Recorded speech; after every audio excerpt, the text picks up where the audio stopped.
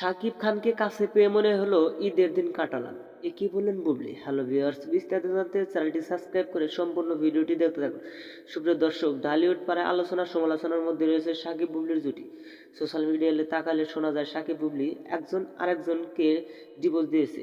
তার কারণ হচ্ছে শাকিব বুবলি কিছু সাক্ষাৎকারে এমন কিছু ইঙ্গিত দিয়ে কথা বলেন, আর সেই কারণে ভক্তরা মনে করছেন শাকিব বুবলি আর কোনো দিন একসঙ্গে দেখা যাবে না।